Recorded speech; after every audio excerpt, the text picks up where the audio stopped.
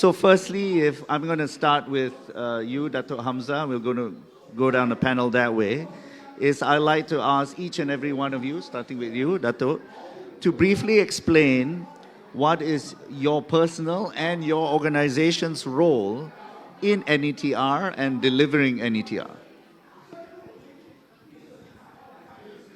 Bismillahirrahmanirrahim. Assalamualaikum warahmatullahi wabarakatuh. Very good afternoon. Thank you, my big brother, Mr. Rashdan. As Mr. Rashdan mentioned just now, it's a bit troublesome to speak when you have someone next, I don't know, quarreling about I don't know what. Anyhow, SEDA is a very small agency. At first, I never expect that the Ministry of Economy or the government will choose us to be part of the NETR or any of the flagship projects, because I thought biomass or bioenergy will go to the Ministry of Prime Industry and Commodity. But nevertheless, we've been asked and tasked to champion the bioenergy clustering project with a target to increase demand from biomass. So, as we know, even myself, when I first joined SEDA, asking the question, how come Malaysia is one of the largest producer of palm oil and we are not leading in the bioenergy sector? We have all the waste, the EFB, the pomegon. So I asked a few of my friends. One of the reasons they said, it's not economy, it's not feasible to do it in our country. They rather export it to Japan, to Korea, to US, and many other countries who offer a better tariff for biomass. So that's our mentally or our objective, to make bioenergy sector more attractive, more feasible in our country, in our own country, using our own waste. So from our previous study under Malaysia Renewable Energy Roadmap, we identify about 3.6 gigawatt of potential under bioenergy sector. But until now, there's only about 1 gigawatt is connected from the bioenergy sector. This is about only 27% from the total potential that we have. So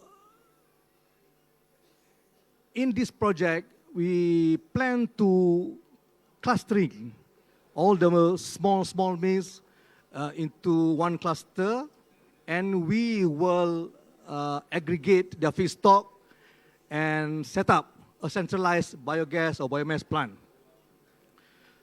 As you all know, from a study, smaller plants will have a bigger and larger capex per megawatt. In IRENA, a report that did a study in Asia Pacific, Middle East, South America, they found out that a bigger bioenergy plant with capacity between 20 to 30 can reduce the levelized generation cost by 43%. Under MIRA, we target to reduce the cost by, not so ambitious, about 10%. So, besides clustering the mills, we also would like to have an attractive business model to invite the millers to join as a co-investor in the centralized bioenergy plant for each cluster. Because that's the way we can secure a larger and reliable feedstock for the plant. So under the study, previous study, or desktop study, we identify about 16 clusters all over Peninsular Malaysia, consists of 133 mills with a potential of 444 megawatts. So, and then we will start the study probably maybe the first quarter of next year, and will take around 8 to 12 months. Once the study is completed, we move into a pilot project phase. We will choose one of the cluster, and the pilot project will take around, I think, almost a year. And once completed, there will be a showcase and also a platform for us to identify any improvements needed. And once the pilot project is successful, we will then duplicate the same model for the rest of the clusters. So I think that's all about bioenergy clustering. Thank you. Thank you, Dato'. I'm just going to give each panelist their 5 to 10 minutes on the pilot projects. Then I will come back to you. I've got a lot of interest on biomass, biogas. You're absolutely right. It's such a shame. We are one of the largest producers of palm oil, together with Indonesia, of course. But there's hardly any. There is almost immaterial amount of biomass and biogas energy generation. So the potential is there. Okay, Dato' Izam, so over to you in terms of your involvement, commitment, your organization's participation in NETR. Thank you, Danny. I think it's a bit more calm now. I think they went for lunch. So let's wrap it up before they come back. Ladies and gentlemen, thank you for having me here. Thank you, Danny. Thank you, fellow panelists. Just a quick introduction of who we are. We are from Iskandar Investment Berhad. Iskandar Investment Berhad is a subsidiary of Khazanah National Berhad, the Sovereign Wealth Fund of Malaysia, Employees Provident Fund, as well as the state government of Johor. The mandate for Iskandar Investment Berhad is very straightforward. Is to build an inclusive and sustainable metropolis of the future. So my angle is a bit different. Most of them come from the supply side and regulator. I'm more on the demand side. So basically the mandate for Iskandar Investment Berhad during in its inception was to build the critical infrastructure in Iskandar, Malaysia.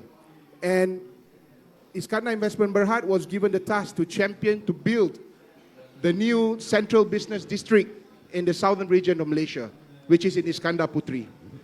And over the years, it has evolved into becoming a strategic developer on driving the economic growth in Iskandar Puteri. And currently, we have 3 main development which is ongoing. Firstly is the Edu City, where we host international universities and local universities, as well as vast options of international schools, American syllabus, Canadian, IGCSE. Secondly is the upcoming Wawari Township, which is a sustainable and affordable township, which is meant to be used to populate the area of Iskandar Puteri. And last but not least, is the most important part, which is to build the first net zero carbon central business district in Southeast Asia, focusing and centering on digital, technology, innovation, and global business services. So when I go out there and when I talk to potential investors, why we feel that this is the best place to actually consider in moving your regional HQ. We are actually at the epicenter of Southeast Asia, one of the fastest growing region in the world. So we don't just talk about being in Johor or in Malaysia or next to Singapore, but at the epicenter of economic activities in Southeast Asia. 655 million population, fastest growing region in the world, with combined GDP of 3.2 trillion.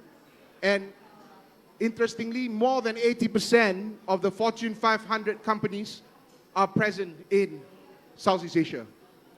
The next question is, if they were to come to Southeast Asia, if we, the Malaysians, would like to attract them to come to Southeast Asia, where is the place for them?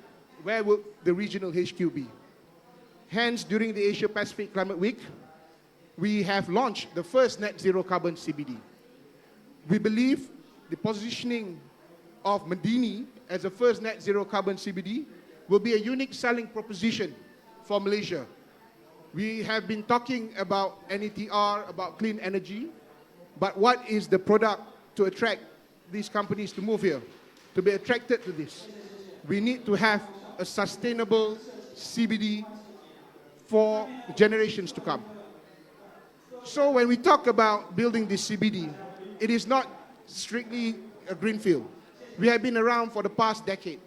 And currently, we are part of the National Technology Innovation Sandbox, NTIS. We have Drone and Robotic Zone, one of the largest drone sites operating in Malaysia, and also an AV and EV test site, which is also recognized by the Road Transport Department. And the Johor State has earmarked us to be the digital and innovation hub of the state of Johor. And currently we have about 60,000 population within a 10 minutes radius from the CBD, and more than 50 companies within 11 industries in Medini. So we have international companies such as AG Startech, DHL, Katunatsi from Belgium, Sankyu, even DJI, and Okakichi Games. So these are the companies that we would like to attract, and we would like for them to invite them to be with us in Medini, and hence we launch the new CBD, which will be the first net zero carbon CBD. So in a nutshell, the CBD will be a compact CBD, will be an efficient CBD. We have vast amount of land as our asset, and we know that for Singapore to continue to grow, one of the biggest input for economy is actually land and also talent. So we have to build that. We do have the land, but at the same time, we need to build the talent as well. So we do not see Singapore as our competitor. We see them, and we have this symbiotic relationship with them to attract those companies in Singapore to continue to grow, and they will have to look at Medini as an option. And currently, we have done our baselining, and we are quite confident that we will be able to reach net zero within 2035. Currently, we are also doing mangrove preservation program. We own about 1,000 acres of mangrove. And we are also working with Maybank to look, and some other financial institutions, to look into nature-based solution of financing, where if these companies, the SME companies, were to be based in Medini, they will be able to get sustainability-linked financing easily because of the net zero proposition that we have there. So ladies and gentlemen, just a quick one before I pass the mic. IIB is actually fully aligned with NETR and other policy announcements. And this net zero carbon CBD is a testament to our effort and part to support the government's aspirations in augmenting Malaysia's attractiveness as an investment destination. And this initiative also has been earmarked to be part of Khazanah's RE Zone flagship project under the National Energy Transition Roadmap. And I would like to take this opportunity to also invite you to come over to Medini to explore and see yourself what we have built for the past 15 years, and also to enjoy some very good asam pedas. So that's on me. So I'll just pass over. Thank you very much. No, thank you, Dato' Izam. Just to very briefly elaborate a little bit, that was a very good long spiel, I suppose. You are a very good salesman. I'm sure a lot of us now want to move there. But the basic concept of IIB and Medini and Iskandar was that it's supposed to grow together or alongside Singapore. It's like what Shenzhen is to Hong Kong. So what Shenzhen is to Hong Kong is what Dato' Izam wants to do with Medini, with Singapore, just 10, 15 minutes away on the causeway. There's still a long way to go yet, but I think the potential is tremendous. Okay, Robert, over to you now, to the wonderful state of Sarawak. Right, good afternoon. Thanks, Rashdan, and also to the organizer for having me here today to share on what SCDC Energy is doing. Rashdan has already given a very good introduction on SCDC Energy, so I'll just briefly explain what we do in Sarawak, right?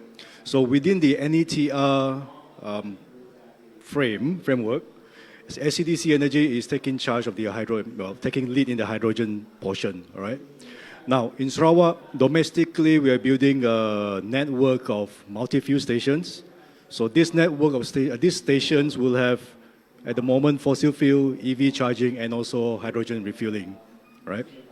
Now, how we are going to make that work is starting in Kuching, we are already revamping the public transport system to be hydrogen-based. So it's being run by our sister company, Sarawak Metro. So there's this hybrid tram and bus thing called autonomous rapid transit running on hydrogen. It's now at a POC stage. Anyone going to Kuching, you can most probably catch it on the road somewhere running. Apart from that, there'll be feeder buses running on the hydrogen fuel. But of course, to support all this domestic demand, we are building a hydrogen plant in Samarahan itself within the ART and bus terminal. So then for the export market, where I think one of the key reasons, like Rasha mentioned, the hydrogen hubs. So this most probably will be the first hub in Malaysia, sorry, in Bintulu. We are working with our Korean and Japanese partners and also potentially our domestic partner, Gentari, as well. So our hydrogen hub in Bintulu, we are looking to build a capacity of up to 250,000 tons of green hydrogen annually to be exported to mainly Korea and Japan, and most probably some regional market as well if there's a demand for it. Okay. Apart from just hydrogen, we are actually, like what Dato mentioned earlier, on bioenergy, we are potentially also looking at that, right? So that we can increase our own capacity and also large-scale solar farms in our SEDC petrochemical park. Right, thank you. Thank you, Robert. Of course, Sarawak has one of the best laksa that I love, laksa Sarawak. I really love it. In Peninsula, we have laksa Johor, but laksa Sarawak is, way up there. So. Okay, but of course, apart from good laksa, Sarawak has a tremendous amount of renewable energy potential, which would make hydrogen hopefully an economic success as well. And of course, Sarawak Energy is involved in that in terms of hydropower. I believe Sarawak is probably one of the most richest states in terms of renewable energy per capita in the world. The potential is tremendous. Maybe right up there with South Australia, I believe. But you're together with all the potential that you have, I think Sarawak, you'll go far, and we look forward to your hydrogen hubs and your hydrogen being a success. And helping you is, of course, Gentari and Michelle. So Michelle, over to you in terms of Gentari's. You have many areas which Gentari is involved in NETR, not just hydrogen, there's a lot of stuff. So please let the audience know what you're up to.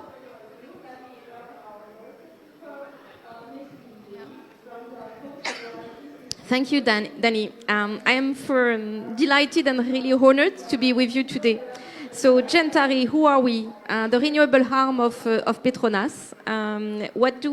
We provide to our customer with integrated clean energy solutions. So what does it mean? We leverage three pillars, key pillars: renewable, hydrogen, and the last one is green mobility. What our ambition is to, by 2030, to have up to between 30 gigawatt to 40 gigawatt of installed capacity renewable, between 0.7 to 1.2 million ton per annum of hydrogen, and 10% of market share in green mobility in target countries. So it gives you a sense of the ambition. So it's not just talk, it's also action. First and foremost, we welcome the NETR. Why so? Because we believe that we need a master plan that integrates the specificities of Malaysia in order to drive the complexity of energy transition. So we believe that is important. And within Gentari, what are we doing? We are strongly contributing, and it's beyond just a paper plan. Huh? We are doing power plant. In practice, what are we doing? We are investing into people, into assets, into people to build the skills that we need today in order to develop this complex solution. It's quite a bunch of people today, hundreds of people, 300, more than 300 in Malaysia. And also assets. So we invest. So we invest into different type of assets that all of them contribute to the NETR. As an example, already mentioned by Robert, we are together working with SCDC in order to contribute to the development of the hydrogen hub in Sarawak, and also the Rambus project, heavy-duty mobility for public transportation. To offer cleaner solutions. So we are a partner of SCDC, and we are very proud of that. With a stringent target, delivery by 2025. So it's just not just talk. It's really, and it's already, we already invest time and money on that. And beyond that, also, we are working with all the key players in Malaysia, like TNB, in order also to develop floating solar on their dam. As an example, but also to co-develop solar plants. Sorry, we also importantly contribute to the decarbonization of Petronas with a target of 1 gigawatt of additional renewable capacity in order to decarbonize the assets. So it's another example. And maybe the last I would like to quote is green mobility. We already have 400 charging points in Malaysia, developing vehicle as a service solution in order to promote green mobility. So this is just a start, but concrete example that it's just not just talks. It's also a real asset on the ground with also people developing these assets. Thank you, Michelle. And just to cap it all off, this session would not be complete without talking about the things that makes all of us go round and round, which is money, of course, right? Money makes the world go round. Now, there was a whole session yesterday, of course, regarding climate financing and transition finance. But very quickly, Azrin, with respect to NETR specifically, what is Securities Commission doing and looking at in terms of hopefully helping us mobilize NETR and hopefully supercharge it as well through capital markets? Thanks, Danny, for the question. I think before I answer the question, I just would like to reiterate about the role of the capital market in financing the Malaysian economy. Over the past few decades, the Malaysian capital market has been instrumental in financing the Malaysian economy across various sectors. We mobilize financing for companies in various sectors to tap into the capital market.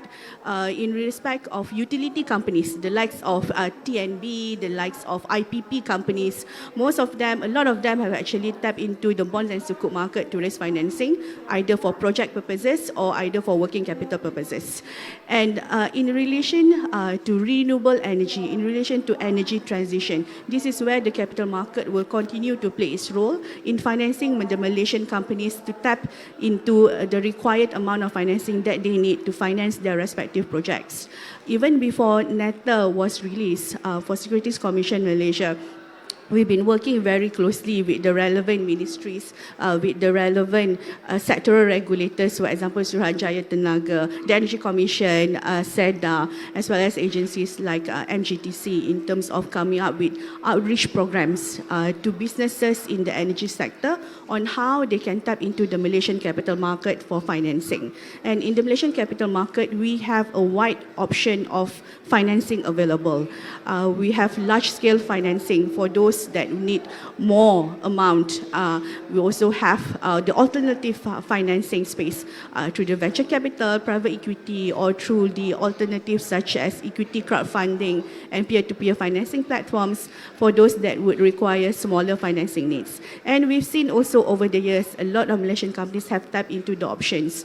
I'm excited to hear about the plan that Dr. Hamzah mentioned about integrating the biomass projects into one location so that you control the feed. We have an example of one company that have tapped into the alternative space through the ECF P2P platform for their biomass project. But because the financing is so small that they can't go into the sukuk market yet. But with opportunities like you mentioned, so that then it is possible for larger scale of financing, for example, for that integrated facility to be raised through the Sukuk market. Because typically for the Sukuk market, you would need a larger amount of financing to make it worthwhile, not just in terms of the issuance processes, but also in terms of the expenses that you have to incur. For SC Malaysia, we have put in place the various facilitative frameworks available now. We have SRI, Sustainable and Responsible Investment Sukuk Framework. That's for financing of green, social and sustainability projects. This is modeled against the international principles, and we have to date around 6 billion US dollars has been raised in Malaysia for SRI Sukuk, and 20% out of this are for renewable energy projects. But we're also seeing more diversifications in terms of the utility of the SRI Sukuk. For example, we have also affordable housing, sustainable agriculture, and this is where I think in terms of your project, Dato' Izam, you mentioned in Medini, in terms of the low carbon CBD, it can also fit into the our Sukuk framework. Besides that, we also have Sustainable and Responsible Investment Link Sukuk Framework.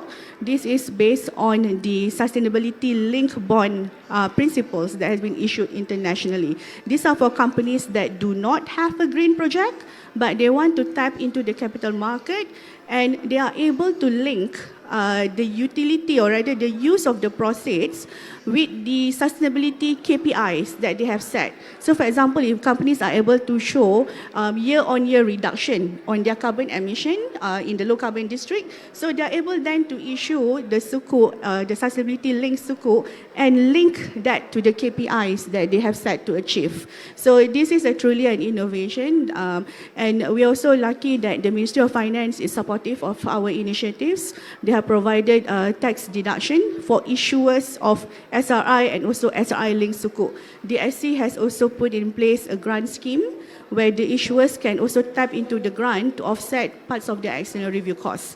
So I would like to call on to businesses who are here today, if you want to tap into the SRI Sukuk and SRI-linked Sukuk market, and while the incentives are still there, because the incentives are not going to be there forever, because it's not going to be sustainable, it's just going to be there for a short time. But while it's still there, do tap into the Sukuk market so that you can benefit from the lower cost of issuance. Thank you. And also with regards to NETR, your question on NETR, in terms of SC's involvement in NETR, we've been involved in consultations with the ministry throughout the development of NETR, providing our feedback in terms of what are the capital market financing options available.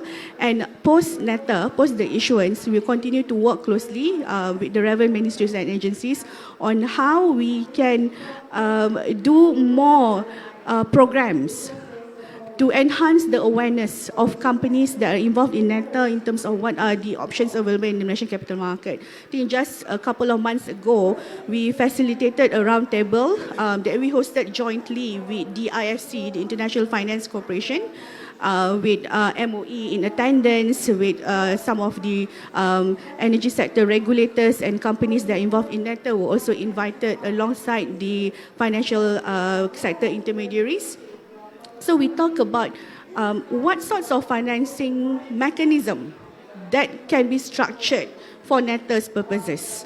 It can be in the form of blended financing, and if so, what sorts of assistance that we can get from IFC or the likes of other MDBs. So this is a very important discussion, and we want to continue to facilitate more of these sorts of discussions in the future involving companies that have NETR projects. Thank you, Azrin.